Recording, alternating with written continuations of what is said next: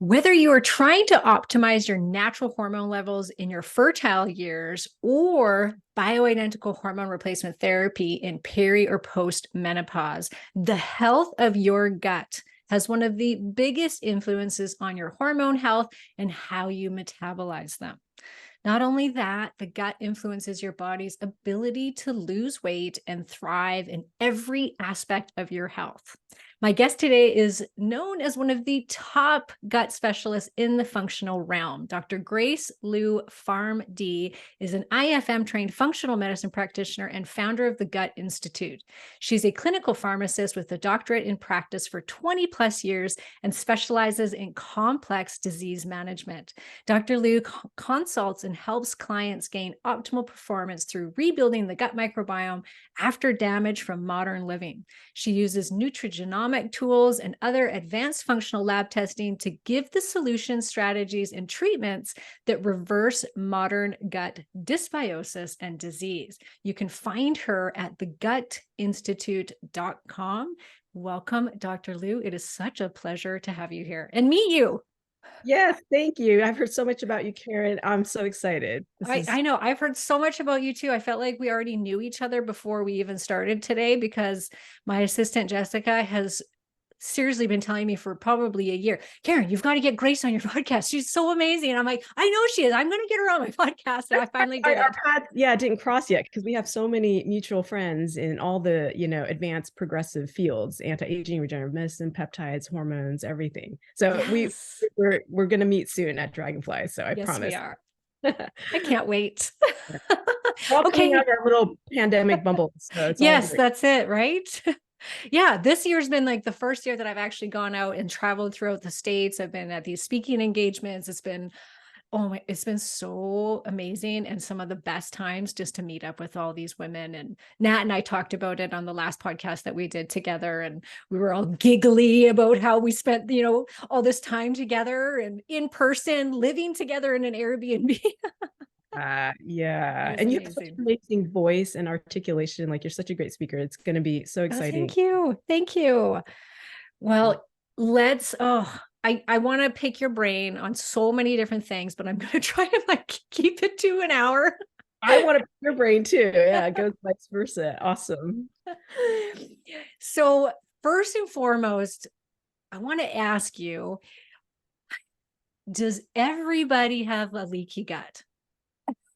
Before pandemic, I would say no, but now after Oh, pandemic, like if you kind of believe how terrible this like weaponized virus might be, the studies seem to show like there's a lot of permeability post-virus, whether someone has symptoms or not, which is what? interesting. Yeah, whether someone is symptomatic or not with it, there's a dysbiosis that occurs afterwards.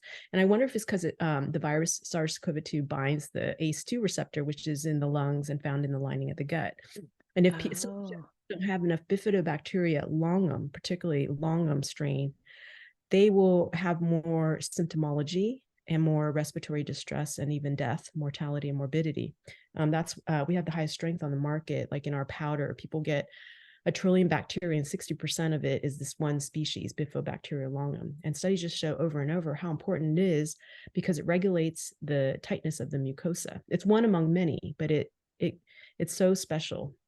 It's like one of the oh, keystone flora, right in our lining. And so it ends up, causing a lot of other issues. With some women, immediately after either the vaccine or getting COVID, they go into hormonal distress, as you know, yes, hormone yes. failure. They stop having their period. Some of my girlfriends, they're only 20 something. And they tell me that. And I'm like, just crying for them. I'm like, you're not fertile. You're barren. You got Oh, I know. to have kids at some point or not. I mean, just to have a normal, fertile life. And you think that's because of the effect on the gut bacteria? There's some effect, and there must be other downstream. We know it Yeah, wrecks many organ systems. yeah. Our clotting system, our brain, like it literally goes to the brainstem and hypothalamus. Like that's where we make all our amazing peptides that you and I love, like panylion and epitalin, and we get direction of how much semaglutide to make, even the GLP1 agonists. And just our brains are so important. The hypothalamus and brainstem. So it's Wow. Yeah, I did hear that it like the spike, and I don't know if this is true because I don't believe anything that I hear anymore. Yeah. Unless it's coming from someone like yourself. But I had heard that the spike protein had an affinity for the ovaries. Oh, okay. I hadn't heard that. That's very special to know. Yeah.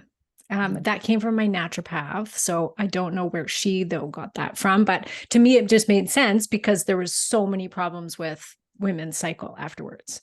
I know it's so rampant and yeah, yeah. I can't believe that. So yeah, so now, I mean, pretty much everybody has got it or they had the vaccine. So would you say that the vaccine affected the gut microbiome as much as getting it too? I think so. That's what Yeah. studies seem to show. Yeah. And I Yeah. think it's Okay. spike protein because the vaccines utilize that, right, to Yeah. trigger immunity. And it contains spike protein. And so there's cross mimicry, molecular mimicry. Just like I used to have like two autoimmune conditions, Hashimoto's hypothyroidism and chronic fatigue, which many believe is autoimmune. And it's when we create antibodies and we attack our own cells. So spike, is kind of like candida or Epstein-Barr. These are how our body will try to eliminate those, but then they end up making antibodies that do eliminate them, sort of, but then they also have cross-reactivity to our own cells.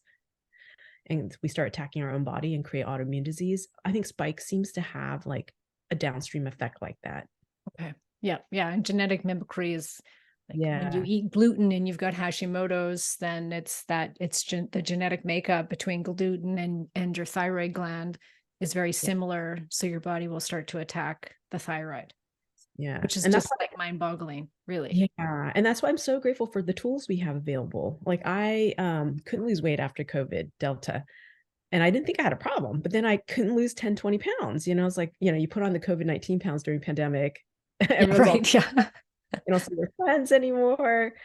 And so like the first thing I did was like grab a whole bunch of ice cream, and then my kids didn't eat it. So then I ended up going through a lot of it, with Netflix and other things. And I had to lose it.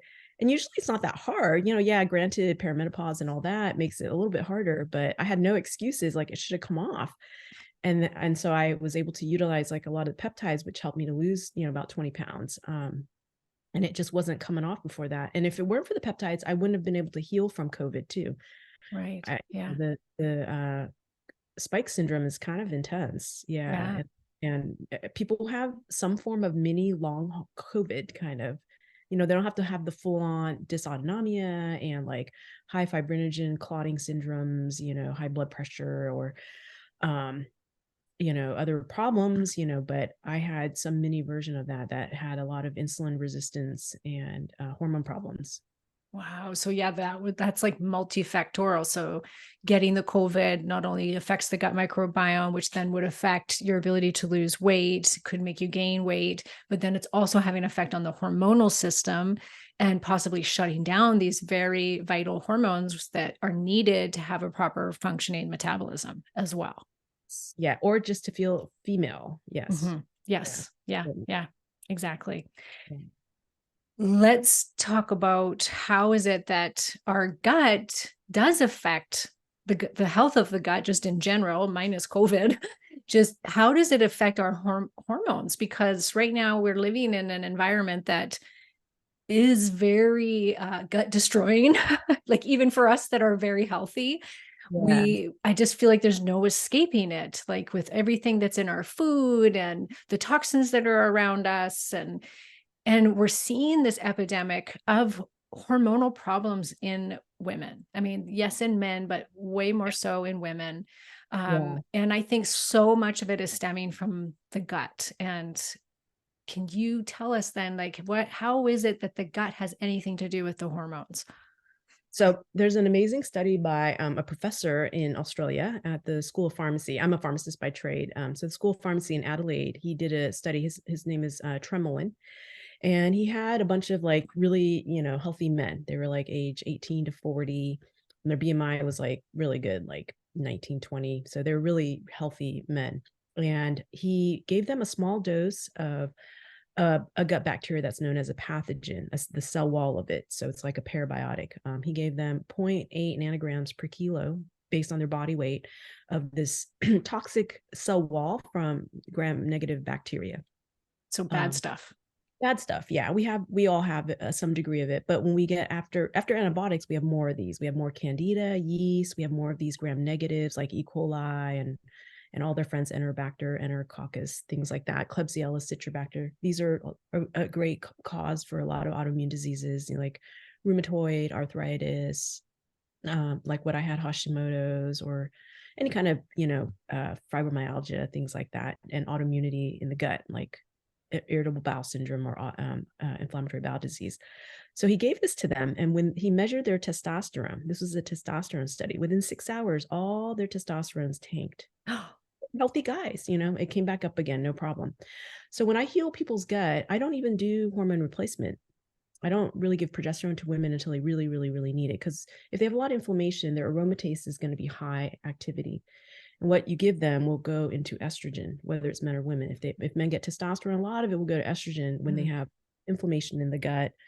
And it's because of aromatase. And we can do aromatase inhibitors, whether they're botanical or real, pharmaceuticals. I wouldn't do that necessarily, because we don't want to, we want to look at the root cause. Like I like to look at, why is there inflammation high? First of all, it's always the gut.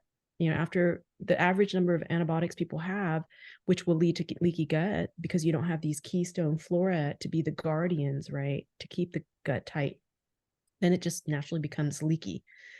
And if someone's healthy, it'll pop back up, when they are in a parasympathetic nervous system state, right? Calm, rest and digest, laughing, hugging your friends, being around family. All the things that raise oxytocin also improves our vagal nerve, which is our nervous system for the gut, and it tightens everything. But we lose that, when we're stressed or we're isolated, like pandemic, or we're eating garbage, high sugar, high wheat foods, processed foods. So, and also when we go into a low fiber diet, like I love SCD, AIP, paleo type of diets for healing, but they're terrible for the gut. They're low in fiber. They're low in prebiotics. This is the superfood for the keystone flora, are probiotics. And so when we don't feed them enough, like a garden, they're just going to wither, they're going to die, and they can't work for us. Yeah. Really outsource the guards to these bacteria. And after we have too many antibiotics, their population is gone. We have to regrow them. We have to either add fiber or add them back in. You can't resurrect what's not there, is what I've found. There's no amount of peptides, there's no amount of, other ways to fake it or biohack it. You have to just make it. So there's a critical dose. I find when people are able to take a tablespoon of our probiotic, which is going to deliver 1 trillion bacteria a day, which is quite a lot, but it's 1% of our whole gut. It's quite an asset. Then we can start rebuilding from there. But if people can't tolerate it, we talked about this right before the call, why are there some responders, and then why are there some absolute non-responders? They actually have adverse effects. So when people have adverse effects to our probiotic, what it tells me is that they have a lot of strep in their gut, or they have a lot of other things like mold and just terrible, terrible things. So then it causes a reaction because their gut hasn't had it in a while. Yep. And they actually need it. They need it the most, but they have to start very, very slow and then gradually begin it. Yeah. Yeah, people that are overly sensitive, I find that, yes, it's not that they don't need it. It's just maybe that they actually need it more so, but they have to go very low and slow. And so have there been research, research studies on the female hormonal system with the microbiome? Do the same studies, but he did look at, I think, PCOS, and just found that there was a lot of dysbiosis in PCOS. But when I've tracked other microbiome studies for any female disorder like endometriosis or infertility, there's so many different reasons for infertility now, there's some component of the gut being off. Yeah. I have found that too. What about the beta-glucuronidase? Okay, that's a common, response, a metric we look at on stool testing, and especially cultures or genetic testing. And to me, it indicates that there's just too much of even a good flora, but in the wrong place, or too much. Yeah, because it's not necessarily bad. It's not bad. We just need it in the right amount. Right. Our flora makes beta glucuronidase. You need the right. So a lot of the markers we look at, like EPX for inflammation, or calprotectin for inflammation, or secretory IgA for inflammation in the gut. And just like beta glucuronidase, there's a sweet zone. So when my clients have a high level or too low of a level, to me, it signals that something's off. And usually in just 1 month, we can switch them all to normal, like at least like half of the markers each month.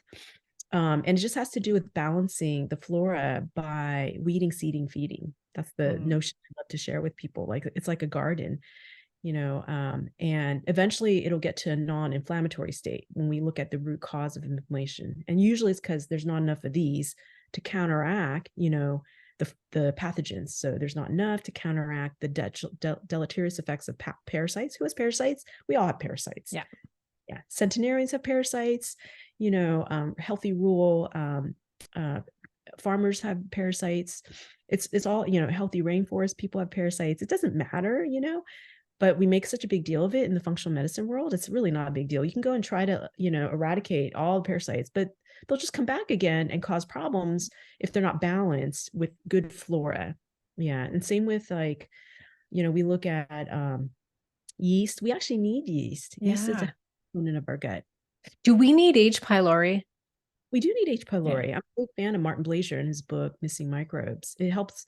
We've had it since the dawn of time. It tracks even our human migratory patterns on Earth, like the last million or 2 million years, when they pull up the bacterial data through petrified poop, coprolites. Oh, wow. Yeah. We've had H. pylori forever, but there are strains of it. Like, for instance, the CAG plus H. pylori strain is known to be protective for asthma and some other conditions.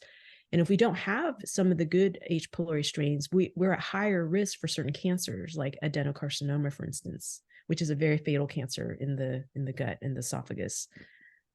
Yeah, because there's a lot of functional practitioners I find that, they see it constantly elevated, or even just a tiny bit elevated on a GI map. The person has zero symptoms, they're not getting heartburn. They don't, and yet they probably have silent GERD, though. All our clients have silent GERD. So H. pylori is very hard to shift. And the reason is because it lives inside a larger parasite, a larger pathogen. Can you imagine what it is? Candida. Exactly. Yeah. Candida is where it loves to live. That's the house. So Candida is a fungi in the kingdom of fungi, but H. pylori is a bacterium, a spiral aerophilic bacterium. And you have to actually do protocols that eliminate both at the same time if you really want to balance the gut, and then feed the gut and seed it with lots of good flora at the same time. That will counter the Candida. And our species is also like super antifungal to balance that. So we can't create situations where people are in the same position where we're overkilling. I don't like doing that. Studies show even if you use strong, potent, synthetic pharmaceuticals as antifungals, it's going to lead to species of mold and resistant Candida. We don't want that. Then we're in the same spot after using lots of antibiotics with all these drug resistant bacteria and the most lethal kind of bacteria. So I do like using botanicals in a lot of people, unless they have mast cell problems. Then there's too many salicylates in them. They're usually salicylate intolerant, phenol intolerant, and there's a host of other food allergies. So it's a balancing act, knowing where the clients are in their journey. Do they have mold? They don't. Do they have mast cell and histamine intolerance, or don't? And it makes a difference because I don't use certain peptides in them. I don't even use BPC 157 in them because it'll create a lot of problems. Because BPC 157 and other ones like TB4, they utilize mast cells. But for these people with mold or Lyme or mast cell, triggering already, their mast cells are kind of going crazy. They're already pumping out so much histamines. I don't want to further put fire on it, put fuel on it. So that's good to know. Yeah, we'll do even thymosin alpha-1, just bottles of it, vials of it, just to heal the immune system. And then when the immune system's healed, the gut will be so much better. That's how I healed a lot of my Delta, the long COVID part. So a lot of people have they can't lose weight me as well because of the inflammation related to long COVID. It's not hard to switch out. Wow. Yeah. Okay. There was a lot in there. Uh, so going back just quickly to the H. pylori thing, because I think there's so many people that are trying to wipe it out completely, and trying to get it as low as possible on their GI map test. So is the range on the GI map a good range? And if it is over, we should be trying to get rid of it? Or do you find that that range is too narrow? None of the testing is very precise, in my opinion. Like Yeah, you talk to mine too. I know I've talked to all of them, and I'm friends with many of them, of the owners, lab people. But one thing valuable is that it gives us an overall dashboard, which is better than nothing. And it gives us some targets. But if you overthink any of the targets, a lot of health coaches, they don't match up all the microbiome studies with it. And the metrics, what they show, for one, they don't show positive controls. So we're not really seeing accurate data. And I've asked them to do that, but they won't, so you don't know if it's like you said, okay, if it's low, what does it mean, right? Is it really there being active and pathogenic, or is it just there being benign and being a bystander, right? We don't know. But if they had positive controls, it'd be so much helpful, because they'd be matched up to disease states and other things. Right. Yeah, but a disease state for me is not a disease state for someone else who has different genetics, different toxic burdens, and different allergies. What is their immune system triggered to? That's the key. Right. Yeah, so I look at a lot of immunoglobulin patterns. Mm. Yeah, that's Yeah. the best More way the to. immune system. Yeah, exactly. Like these flora, they're in everybody. But is it triggering them? And if Mhm. they are, then we use a lot of times an alpha-1, TA1. We go through literally millions of 10 milligram vials, but we calm the triggering and we calm inflammation. So one of our the leaky gut protocol I love is high dose mega IgG, a pharmaceutical dose. So 10 to 20 caps of like Microbiome Labs mega IgG, or their powder is the equivalent dosing. And then I use a lot of SPM if they can tolerate histamines, because there's polyamines in it's from fish. But SPM is an amazing mediator to quench inflammation, and it calms aromatase down. So it's really important for women with hormone issues, or men with estrogen dominance or gynecomastia. We want to calm the root cause, and we don't know sometimes what it is, but SPM will just knock it off. I've seen it lower fibrinogen in a month. It's just an amazing protocol. So we do also, again, 10 or 20 a day. It gets very expensive, but it beats like, a couple years working with someone and not Yep. getting anywhere, which is Yep. the route for people with mast cell, mold, Lyme, and long COVID now. So it saves a lot of time. And then lastly, we'll eventually do our protocol if they tolerate it, getting up to a tablespoon a day, 10 capsules. So it's all 10 capsules of these, or it's cheaper to do like a tablespoon. So that's like one of the key, protocols I'll do. There's some other things we'll consider adding on too. But yeah, hormones will shift, and then people start losing weight. And now we're improving the immunogenicity against what's going on in the gut. So, just because someone has Epstein-Barr and it's chronically activating, but if they don't have antibodies to it, it's not a problem so much, right? That's why I look at Epstein-Barr viral titers. We'll see how many are lit up. Usually at a minimum of 2 or 3 are lit up out of 4. That means they're dealing with many viruses. Can you do that just through a regular blood test?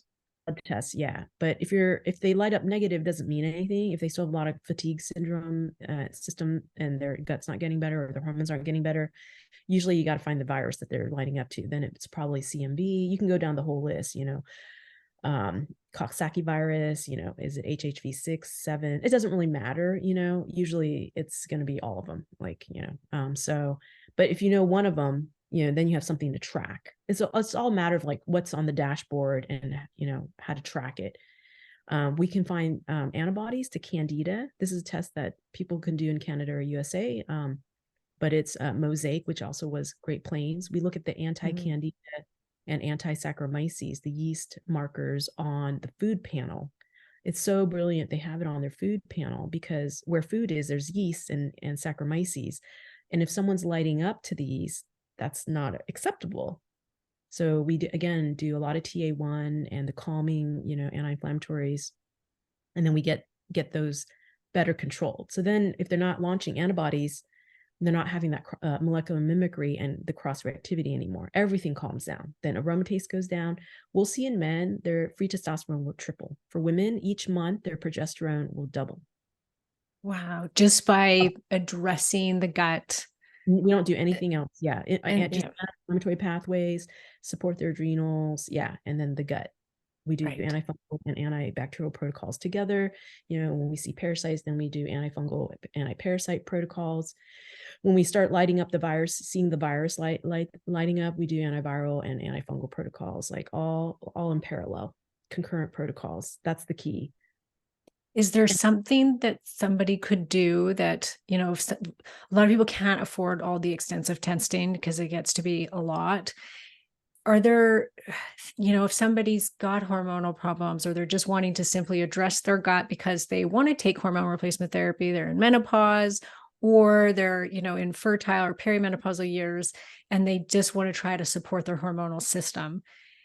Is there a protocol that is kind of a more general, like we're going to just using maybe one of your products, the bifido long, I won't say it right, bifido longum, bifido maximus, bifido maximus, and then always supporting the immune system just in case, or can you not do it like that? Do you have to be specific with I have knowing? found like using peptides and then some low dose bioidentical hormone appropriately, right? Without it going to estrogen, and then the gut protocol, like gut protocols, that's the key. You don't need a lot of all of them. You can do a little bit of each and get away with a lot. And it's like the healing's like exponentially faster, like 1,000-fold faster. But the peptides add up a lot as well too. It's going to be a couple hundreds every month. Yeah. But that's the key. Like that's how we get so regenerative. And what some of the peptides, they seem to hold the key. They are able to resurrect flora because they're in such low concentrations. They are able to resurrect flora from nothing almost. But you need a high enough dose, and you need concurrent gut protocols. I wouldn't put anybody on peptides or bioidentical hormones without gut protocols first, because these will not change the gut. I mean, that'll improve it to some point, but ultimately it's our gut that directs our immune system. And you can't peptide away parasites. You can't bioidentical hormone away, candida. Yeah. And it's very obvious like who has them, because people show signs of premature aging when their gut's off. It could be little minor aches, or like their strength isn't as good as it could be, sarcopenia. They have some telltale, autoimmune disease, or they may have silent gut, like their gut might be great, but they've got depression, or they're crazy as fuck. They have anxiety. It's like, well, why are you OCD still? You should have no reason for being OCD the way you are. It's their gut. So when we heal the gut and a little bit of peptides at the same time, with or without some bioidentical hormones, like they're like, oh my gosh, I feel so calm. I've never felt this way. Well, because they've had gut problems since they were 7. Yeah. When parents put them on ADHD drugs because they had a terrible gut then, or they ate so much sugar they got a bad gut at that point. Or right? Antibiotics for all the recurring ear infections. Exactly. Yes. Yeah. Or they were C-sections. So they were born with the worst gut on earth. They had no gut. They got what was in the hospital room on the nurse's hands or the doctor's gloves. Yes. That's the state of like a lot of the generations right now. Yeah, I know. And I just see it so much with women when it comes to the hormone replacement therapy, that they'll start their hormones and they're like, oh, I'm getting water retention. My stomach's blowing up. I'm gaining weight. And I'm like, then it's your gut, like almost guaranteed that you're not metabolizing these hormones properly. So you got to take a step back. They always want to, which I don't blame them. We live in a quick fix world. They're like, just give me the hormones. I just need to feel better. And a lot of them it'll make them feel instantly better, but then they're not metabolizing it properly. So it makes them gain weight or carry fluid. And it's like, okay, you've got this. This is your sign. This is your sign. Something's off in the gut. Time to address it. And so it's nice to know that there is just kind of, this, like you said, weed seed, and what was it? What was weed seed and what was it? Feed. Yeah. So, like just doing that alone. And then some antibiotics. But I use botanicals, in most cases. I mean, sometimes it's needed, to do an antibiotic, but yeah. And, it reminds me too, when you're talking about, that some people, it affects them, these parasites, other people it doesn't. And I had a run in with blastocystis hominis, and I went down that terrible, terrible rabbit hole of just trying to read everything possible about it, going, is this like this, the root of all my problems?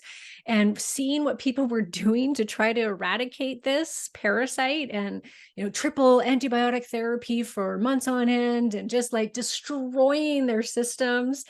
yeah. And then I was like, I read that it is a normal bacteria actually to have in several different countries. People have a lot of blastocystis and have zero symptoms from it. And I was like, oh, it's like a yeast. And I'm like, I don't have diarrhea. I'm not having blood in my stools. I'm not having stomach cramping. I don't have any symptoms of blastocystis hominis. So I just left it. I was like, Exactly. no, Yeah. I'm not having problems from this. Yeah, several times, like, we reverse all their autistic signs and other things. Like, we just left the blasto. Like, I, it would be good to like work on it again in a year or 2 or 3, because when stress happens, then it will rear its head. Mm. When COVID happens, it's going to rear its head. But if there's plenty of good flora, which we can do testing and check it, that's what I love about the GI map. One thing good is they do show the 2 phylas. We have 2 kingdoms of life called phylas in the gut, Bacteroides and Clostridialis. As long as they're balanced and they're in there, like, that's great, and there's plenty of bifido and lactobacilli, and all the reds are less, or none, and detectable flora are pretty minimal, like 2 or 3 detectable pathogens. Like, that's my gold standard. That test isn't perfect by any means at all, but yeah, I've heard that. when I track clients and we're doing the protocols, we all see every 2 months, like, what we're targeting, it comes off each page, because they start off most lethal toxic flora in the beginning, the first page. So each page clears up.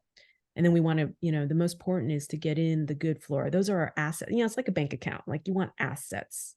We don't want bankruptcies. So whenever like Akkermansia is low or bifido's on the lower side, that's a bankruptcy. But as soon as we fill it in, people inevitably, they'll say, oh, I feel so great now. Oh, I'm losing weight now so easily, effortlessly. The wall they hit is like over. Yeah. Yeah. And one thing I love about peptides is we don't know this about like GLP-1 agonists yet. I haven't dug into it, but I suspect like all peptides, they're antimicrobial. Every Oh, peptide I've studied, they're all neurohormones. They all affect our nervous system because they'll heal, brain. Anything that heals brain heals the gut too. So all peptides are gut improvements, in some way, some shape or form. But they're also all antimicrobial in some shape, way, or form. Some are stronger than others. I didn't know that. Our natural ability for our body to stay sterile. Ah, yeah. So the gut hormones, which the GLP1s would affect that then in a Especially, positive way. it's very, very tied to the gut. Yeah, our satiety and how we process food and develop a satiety. I'm certain. Yeah, I've done some. I have some CEUs for coaches and concierge doctors. We do continue education on our platform at the Gut Institute, and I've taught about the GLP-1s, but I've only started to teach more deeper in it. So we'll continue to have like CEs and provide them for how to use GLP-1 tirzepatide, and we'll eventually do the triple agonist, but using semaglutide and tirzepatide and others, how to dose them, what are the contraindications, what to look out for, how to bypass some of the side effects that happen with them. There's so many side effects, right? But there's a reason why they happen. And dosing sequences to consider, like really super low dose. I even like microdosing, as and how to get around certain things. And one of the biggest risks is that people who already have a lot of yeast and Klebsiella and Citrobacter and E. coli, these make alcohol, so they usually already have fatty liver and fatty pancreas. They are at high risk for pancreatitis if they're using semaglutide, which does kind of cause turnover of in a good way, the pancreatic cells, but they will have higher risk of pancreatitis if they're drinking alcohol with it. So if anyone's on it, we just let them know, and we have like kind of, verbal written contracts not to drink more than 2 drinks a week if they're on these, because they will be at higher risk to go to the hospital or ER, with acute pancreatitis, and they may even lose their organ and become type 1 diabetic. which is very sad. But that's why I do the gut protocols, because by doing mild killing protocols, we're going to lower those alcohol makers, and we're going to save the liver and reverse fatty liver. And what I hope is that we reverse diabetes in general. They'll reverse fatty pancreas, which is just basically diabetes from using the GLP1s. And what's the associated risk with using the GLP1s? Yeah. Yep. And there is a slight risk of cancer with them. Yeah. I don't think it's fake. I don't think it was like a missed data point. But I really think there is slightly. And, we are in a world, there's just so much inflammation, and we're all at risk for cancer, sadly, especially now after COVID, there's countless cases of cancer and heart disease and embolic events, the clotting factors. Although, there's such a tool, tirzepatide and semaglutide are just such great tools. Because they're pharmaceuticals, there's some risks that come with it that people just need to be aware of and know how to bypass. Mm-hmm. So when you say microdosing them, how low is the dose? Well, as you know, like the semaglutide causes so much nausea, right? Mm-hmm. Just saying you want to use them.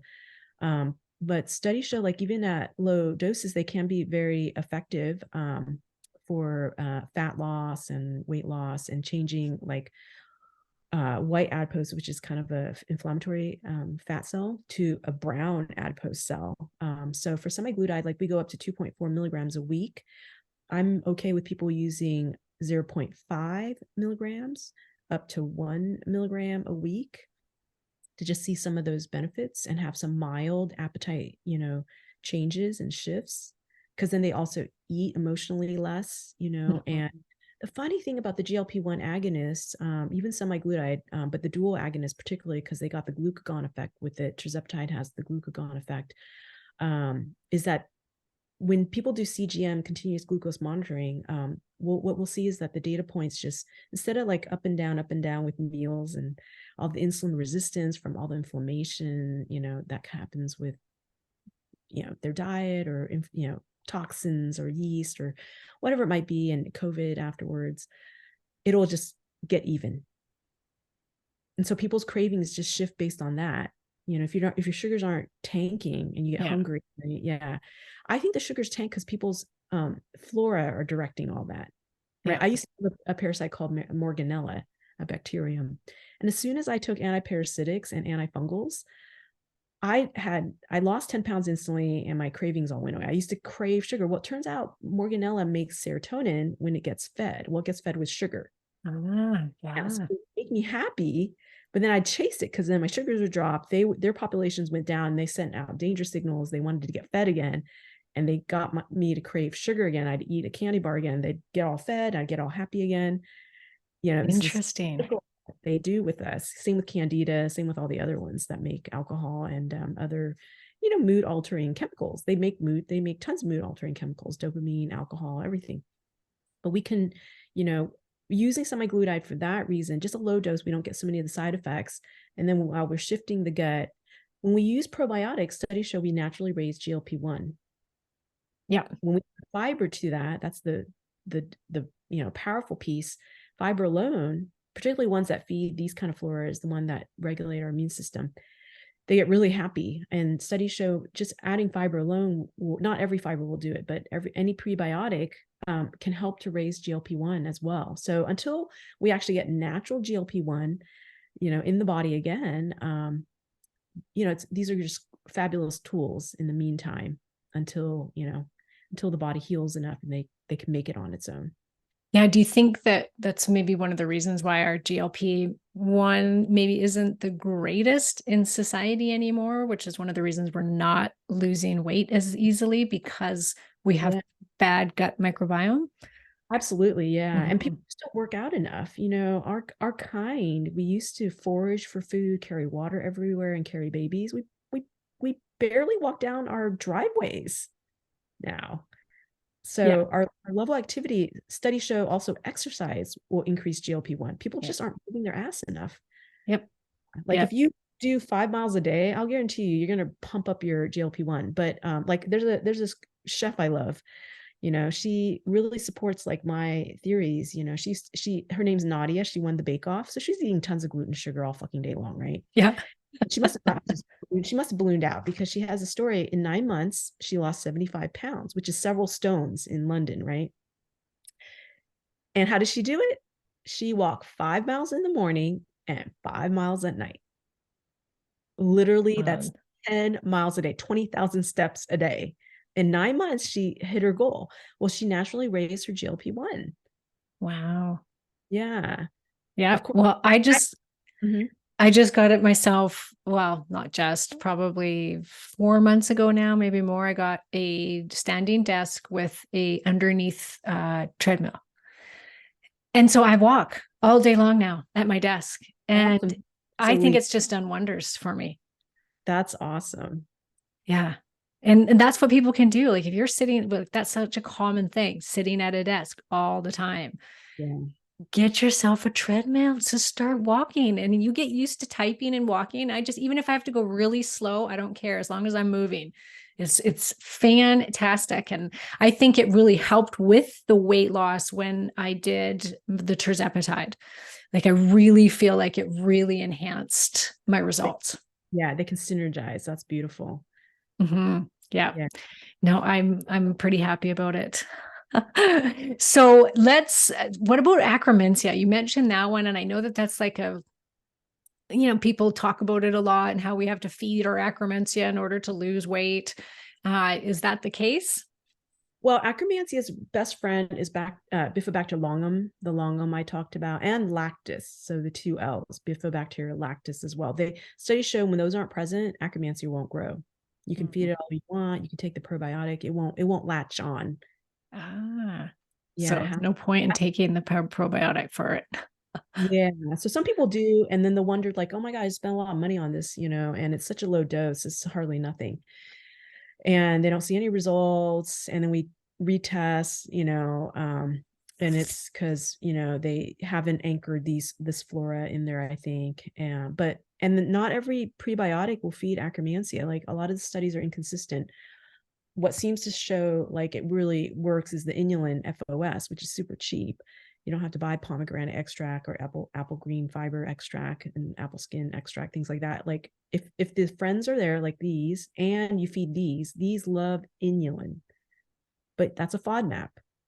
And so someone can't tolerate your FODMAPs, they're already doing their gut a disfavor because they're not healing the root issue, right? Usually it's a lot of candida, mold, Lyme, blah blah blah, right? But so by changing the flora, gradually to get these in there, then they'll be able to tolerate FODMAPs. These consume FODMAPs and disaccharides, and monosaccharides like fructose to shift these and they make something called exopolysaccharide, EPS. This is food they put on the outside of their cell wall. Bifidos will feed other flora like Akkermansia, Bacteroides, and other bacteria between meals when there's not food for them. So they live together and they have this cohesive community, and they're very, very generous. They're the altruistic members of the community, I feel. But we've decimated them. They're just not there. So by building them up again, yeah, health will start to rebound and rebuild for people. And people will have failures, when they don't have these. They can take all the fiber they want. They just won't see the results they need because they need to bridge it. They have to, get these in there. Okay. Yeah. Yeah. Yeah. Acromantia, everyone's got acromantia. Like, Yeah. yeah, it's just a matter of where it is and if it's overgrowing. So studies show with colorectal disease, cancer, adenocarcinoma in the gut, there's high levels of acromantia. Ah. Yeah. So some people say, oh, I've got so much and I've got too much, a lot. Yeah, that's like not good. It's not in the right place. It's not likely to be in the right place. And it signifies actually a lot of inflammation. Do you think it does help with weight loss when it's in the right amount and you've got Absolutely. Studies will show that. Same with another bacteria called Christianella. We don't have a probiotic yet for it, but everyone's got some amount. Sometimes it's not detectable on 16S sequencing, but if we balance the gut, I will see it come back because we don't have a probiotic for it. You just hope it'll come back with feeding the allies to it and then taking fiber with it. Yeah, and that's why people lose weight when they're making healthy choices overall. Mhm. The movement piece, getting their mitochondrial happy. Sometimes that requires a lot of heroic effort. Mitochondria are little mini nuclear power plants, but they're actually synonymous to our bacteria. They used to be bacteria. Oh, I didn't know that. In evolution, our bigger cells engulfed endocytosed another bacteria, and then those became mitochondria. And so that's how they burn energy for us. All bacteria have the same like structure. So when our mitochondria are happy, we burn energy really easy and we burn body fat easily. But that's why some of your hacks, like to help women with resistant body fat, would work, because you're probably turning on their mitochondria biogenesis. You're lighting up how their mitochondria work, and that will work also for bacteria. Got it. Yeah, like I have women, like especially perimenopause, they got to get their mitochondria working. So twice a month, they need a 2-hour workout, just low steady state. Twice a month, 2 hours. Yeah, low intensity steady state, like 50-65% of max heart rate, because that will, yeah. And then for those who can afford it, like hyperbaric oxygen. Oh, okay. Yeah. That'll help people to blast fat because it's getting out of root issues, their mitochondria. And then if they're willing, we do all mitochondrial peptides. Which ones? So SS31 is amazing. SS31. Okay, I got to remember that. I've never heard of that. Yeah, it's an amazing, it's at Limitless. I have clients buy it there, and it will turn on the number and abundance of mitochondria. And then I love humanin. That mimics long-term HIIT. So you don't really have to do as much HIIT. And by long-term, I like that. more than 30 days worth. Yeah, more than 30 days work, which also will mimic caloric restriction. And then the regular one, MOTS-C, is really just great because it just mimics regular exercise. These are all really important for longevity. So studies in centenarians show that they all have really high levels of these natural bodies. Yeah. Well, they do the right things for sure. They have good gut flora. It's not their genetics. They have terrible genetics often, but they have good gut flora. They have very rarely any antibiotics. Yeah. They walk a lot. They walk a lot. Or just natural movement. None of them are going to the gym. They're just natural movement. None are on a diet. None are vegetarian. On a diet. No. None are vegetarian. None are carnivore. They all eat wheat and dairy. Yep. And drink some wine. Yeah, they all drink wine. Don't tell me they're not. They all drink wine, especially the little old ladies in Okinawa. They all drink a lot of rice wine every day. Same within Italy there in yes, in Italy. And Sardinia too. Yeah, in Sardinia. Yeah. Yeah. I just watched the documentary on Netflix about it. So I was like, I thought it was very interesting. I'm like, so really, we've got to walk, lots of uphill walking, just natural movement, gardening, no specific diet. You can still eat pasta. You can still eat, just make sure you have this like well-rounded diet, really, with all the food groups in it. I mean, the best study I've seen is like for longevity, is the Harvard study. They had men and women, I think only men actually, they were tracking. John F. Kennedy was one of the original cohort too.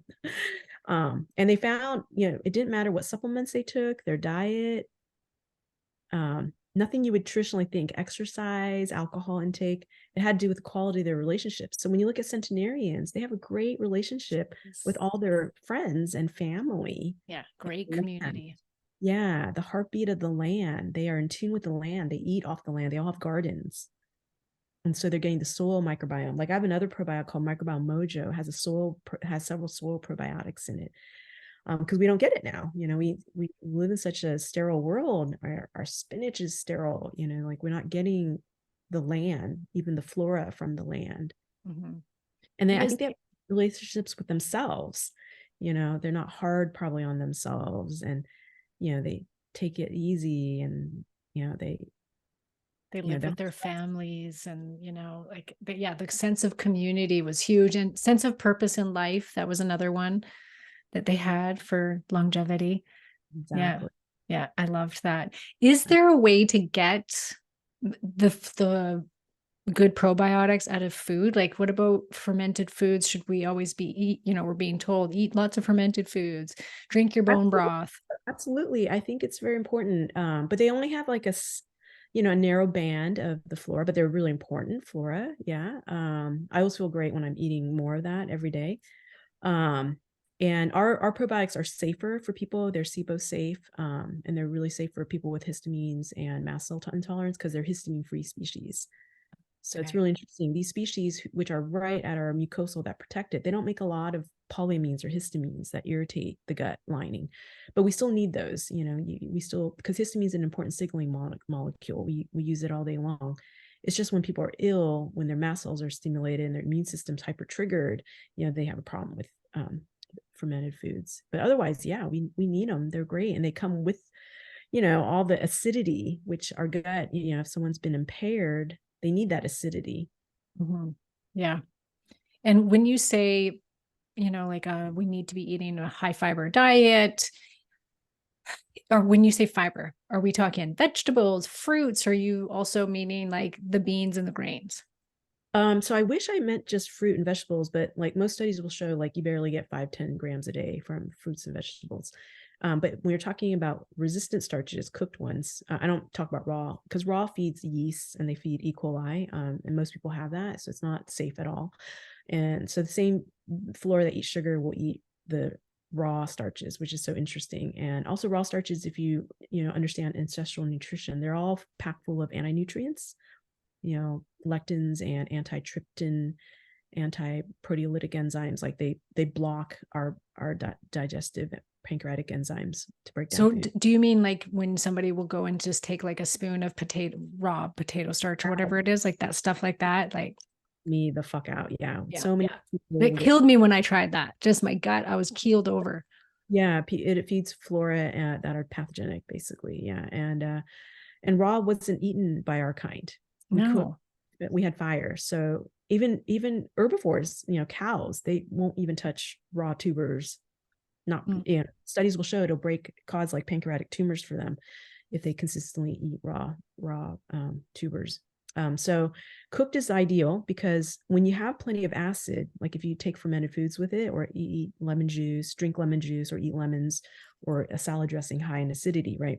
The cooked starch, even when it's hot, will mechanically change its chemistry and become a prebiotic, not raising our blood sugars, but it feeds the flora, particularly these. They like the gooey, inulin, sweet types of starches. That's their favorite food, like our mucus.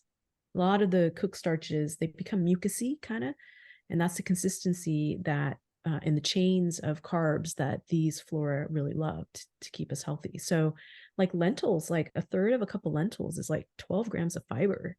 And beans, cooked beans, half a cup is pretty close to like 9-10 grams of fiber. You'd have to eat just pounds of romaine lettuce or apples to get that. Yeah. It's much harder. And fruit wasn't super abundant like all the time Yeah. until Seasonal. agriculture. Yeah, and usually they were really sour, so you get like Mm-hmm. vitamin C and other nutrients there. But now they're more like fluffy candy. Like I have a Mm-hmm. friend, her legacy, her family, they make all the cotton candy flavored grapes, but it's like, oh my god, Oh my we gosh. candy flavored grapes, right? She just laughs because she's so into regen ag and none of that kind of. But that's what our taste buds are, Are sadly, accustomed to. Yeah. because they don't have enough GLP1s, so they just crave all this like terrible junky food. They don't Mm-hmm. have anxiety. It's not just addictions. Like, so that's why I do love the GLP-1 agonists, because some people are addicted to things that soothe them because they don't know how to self-soothe. They have so much anxiety. They have not enough GABA. They don't know how their chemistry doesn't know how to make GABA. They don't know how to meditate. So they are looking for externals or external validation. So it comes in the forms of a lot of addictions. They're Yeah. addicted to they're addicted to porn or sugar or like whatever it might be, Shopping. Yeah. Social shopping, media. exactly, food, baking, um, whatever it might be, Mm-hmm. and then I'll see the behavior when they get onto some microdosing or full semi-glutide trizepatide dosing. These just go away. Yeah, I know. It's The second you crazy. stop it, studies show too, the second you stop it, all the weight comes back. Mm-hmm. Like 67% of the weight will come back within a year. A year. Yep. So sad for someone's ego. Yeah. Yeah. Unfortunately, majority of studies have been, I think all of the studies have been on type 2 diabetics. Most of us are pre-type 2 or fully type 2. That's true. Yeah. But I would just love for some studies to be done on menopausal women that had a healthy weight, that because of, their whole life, they were okay, had sat at a healthy weight, hit the menopause, gained a bunch of weight, can't get it off, eat right, exercise, doing all the things, doing all the lifestyle stuff, go on the GLP1s for a period of time and then come off. And I would love to see if we'd have the same result.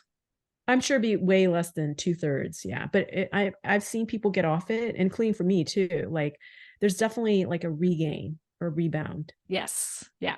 I Until think too, because we go right past our set point. Like I went down farther than I've been since high school. So I know I got to stay on a maintenance dose if I want to keep down that low. Yeah. Yeah. Well, then, okay. So I'll have to tell my story. So several girlfriends and me included, we went so low on our weight, we lost our periods. Oh, okay. Yeah. We didn't pay attention to adrenals enough. I didn't. I was like Yeah. really busy. And then, but mine came back, but I had to do a lot. I had to regain weight. I had to really focus on my adrenals again. And do all the calming things like yoga instead of working out, which is fun. I love it. I used to be like more competitive and did mini triathlons and half marathons and stuff. So some of my girlfriends haven't gotten their period back and they're, working with us, and it is a bitch. Yeah. I'll just tell you that. Like they also afraid to get off their tirzepatide, semaglutide, or whatever it might be, because it is so effective. Yes. Yeah. They're medically induced anorexia. And if you read all the literature on anorexia, it's the same. It's identical. And they'll start losing their muscles, they'll start losing their bone, they'll mentally start changing. I mean, it's terrible to be addicted to semaglutide and tirzepatide, but there's a lot of biohackers out there now, and just people who are influencers, like, because it's so effective. Yes, very effective, but you have to do it right. And you don't want to sail into menopause anorexic. No. With low muscle mass, like. No. Yeah. And this is why we have the group that we do, because we just saw too many people doing it wrong and not doing it right and harming themselves. And so we always encourage our women, like all Jessica and I talk about is like, are you prioritizing your protein? Are you still exercising? Are you lifting weights? Are you watching your hormones? I think the gut piece will save people from regaining a third of the weight. Yeah. Even maybe half, if that was like the main problem for them. Yeah. Yeah. But too many people are going on them, and they're just, they even still just continue to eat like crap because they don't know any better. And they're not exercising. They're just starving out themselves. They're like, oh, I don't have any appetite. And I'm just not going to eat. I'm going to fast. And I'm like, no. You can't do that. Like you're going to lose your muscle. You're going to start having issues. It doesn't tell the brain that you're starving. So I have not seen, I've got probably over 200 women on it. I'm testing a lot of their hormones. I'm not seeing it affect their cycles. A couple have said, maybe like 3 or 4 said that it did a little bit, but those were women that started at a lower weight. Yeah. Which is interesting. Yeah. Right. Well, if you pull the Dutch and you look at their cortisol, the 4-point, you'll see epidemic changes. Like I've seen it in a lot of influencers, like their red zone, like maybe their cortisol is fine because their body has like good 17-OH beta effects. It goes to cortisone, the metabolize, and you got to look at that because their salivary look great. You got to look at the testing that's wrong. Like if you suspect it, it's there. Like that's the feeling I got. Like people aren't eating, they're eating 1 potato chip a week. There's going to be problems. Yeah. It's also going to be terrible for their gut. Their studies show when people intermittent fast or they go keto, they lose their carb metabolizing flora. Once I believe it. And they start to eat food again, it ain't going to work. Yep. Now you've created the drug now has created. So when we do like counseling for the diet, we're like, keep all your macros, and eventually, we look at the food allergy testing in 2 months, like, try experimenting with foods again. And in 6 months, definitely try like gluten and dairy. Usually they're all able to eat it, no problems. Even my mast cell, my mold, my Lyme people. But we're like, don't do it every day, but like just have the freedom to know like it's okay, have hope. Because when they came to us, like they were only eating like 3 or 5 foods, that's it. Like so frightened, they couldn't eat all these histamine containing foods, but, to have safety, eating, we don't want to, I don't like creating like the food phobia for people, or, being addicted to like how they look, which is so superficial. Like how do they feel? Like, are they, there's a lot of trauma involved with people who are overweight. So I think the trauma piece is so important. I think so too. I talk a lot about that on the podcast, that it's the missing piece for a lot of people. Many, yeah. People self-sabotage, Yeah. maybe they were assaulted or raped when they were really lean and pretty. And so you give them all these things, but they really don't. Their body and soul don't really want to look pretty or lean. And there's a lot of sabotage that starts to happen. Yeah. Yeah. Yeah. Yeah. Weight, Dislike for yourself, right? yeah. Weight is so complex, and it's really complex. Yeah. The failures aren't always what we think, right? The biohacking parts. Yeah. But I do love it when the biohacking parts work, right? And then people can, sometimes these tools, it's the first time people lose weight. Yeah. I can't tell me how many women I've encountered, like these tools, really, it's the first time they lost 10 pounds in their whole freaking life. And that's beautiful, and they're learning for the first time, like, oh, their body is a beautiful home for their heart, and it's the home for their brain. And they want this for their whole life, hopefully, and to honor that, like, and know what's really good for it. I've had to discharge clients, like, they want to keep walking 25,000 steps when really the prescription's only, 10,000 steps a day. I'm like, okay, you have a mental issue. You're failing to go to, trauma-informed therapy. And you're not following some of the guidelines. You're stressing your immune system out with that, and your adrenals. And you keep getting COVID every 2 weeks. Like, there's no amount of peptides that are going to help you for that. No. Yeah. Protocols. Yeah. Yeah. So the mental part, oh my gosh, like, even me, huge. Like, like you, I, run businesses, and I have acupuncturists. He's like, Grace, you need to get out of your head. Every time you're in your head, you're breaking your spleen. I'm like, yeah, it's good I have these reminders, because I tell my clients, but do I follow it? Oh my gosh, me too. Yeah. Constantly telling people, you need to really de-stress your life. And then I'm like, Karen, listen to your own advice. Come on. That's my biggest issue, is that I can't calm down. Just work. But I am working on it. So yes. Me too. But we're our worst clients, aren't we? It's like, we need to go see somebody else so that they tell us. Like, I just saw a naturopath recently to go over my genetics. And it was so funny, because she was like, suddenly started to get going down like the stress thing. And she's like, do you turn your phone off like on the weekends? I'm like, no, I'm usually working on the weekends too. And she's like, okay, you've got it, Karen. And she like gave it to me. I'm like, yes. Okay. Yes, I will do that. Yeah. It's terrible. I hear you. Yeah. It's, yes. Well, Grace, thank you so much for all of these insights. I feel like we could have probably done an entire hour on all of these topics. But it's great. It's a great starting point. I'm going to have you back again for a deeper dive on some of these things. But in general, we know that we've got to take care of the gut system. Sometimes we have to go to the immune system, which I think is really fascinating. I myself actually have had histamine problems always.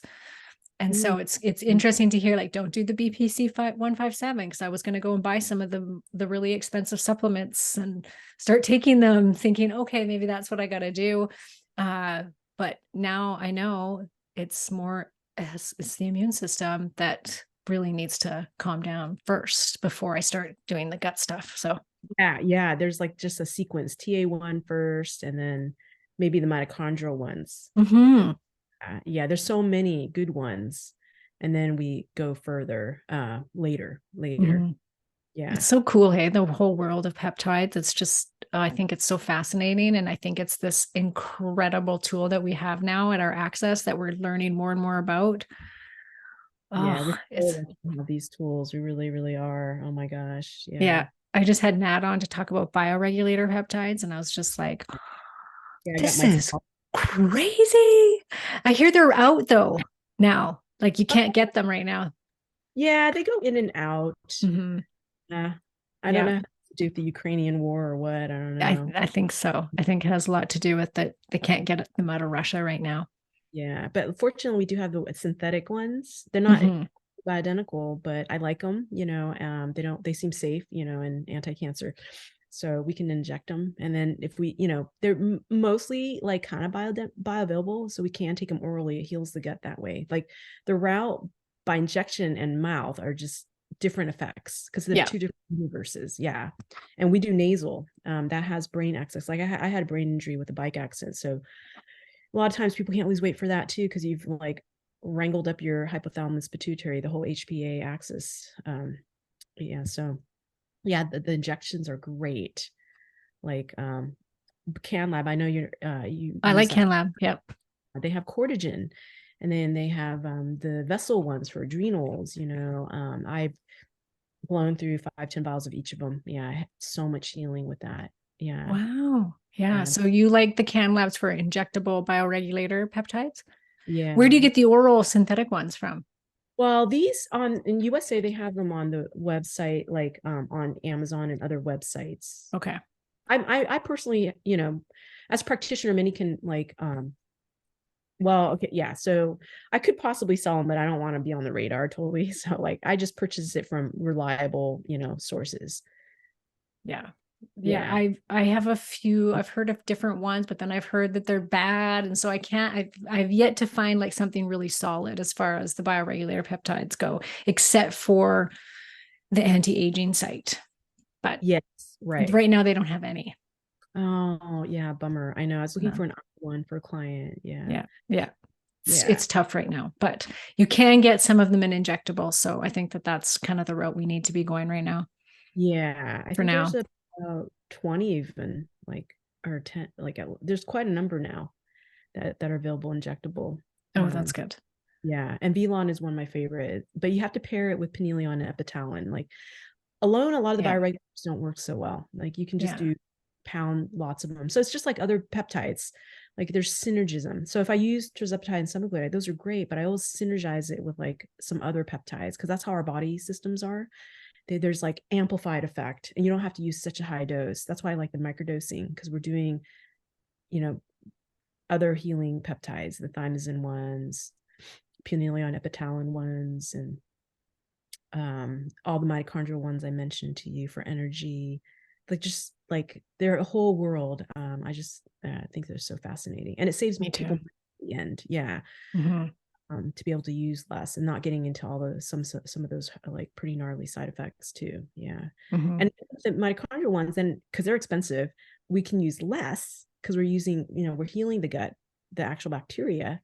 Then we can use less of the mitochondrial ones. Like it just kind of goes, it's both. Yeah. It goes, yeah. And I've just seen huge healing. Like we're so lucky that, we all have access, and then people just have different stories. Yeah. Yeah. Absolutely. Tinnitus, I never thought we could heal it, or like, any organ system, like bam, like in a week or two, gone. Like that is healed. I would have gone months doing gut protocols alone and finally see healing, right? If 50% of the time it will take longer. And now it's like so much faster. Yeah. Because of with the combination of peptides and the supplements. Yeah. Yeah. Yeah, Yeah. for sure. So how can people work with you? What do you have available? We have openings for peptide consultations or gut, and we also have programs, and they're on our website, thegutinstitute.com, or just reach out to us at info@thegutinstitute.com. Perfect. And I'll put all that in the show notes so you guys can go check it out. I was on the website this morning, and you've got, it looks like group coaching as well as one-on-one lab stuff. You can get the GI map testing through you guys. So there's lots, kind of for different price points, which is nice to have. Yes. We would do it yourself masterclass. It's all collected in there in 8 modules. Yeah. It's a really good value because it comes with the gut reset protocol, which is our high dose probiotic protocol, and an oat organic acid test. And people can buy the supplements off your site as well. Yes, they can. Yeah. Okay, perfect. And I'm going to link to that to the shop as well. So you guys can go and check it out. Well, thank you very much for coming on the show. And I look forward to meeting you in person very soon and having you back on the show.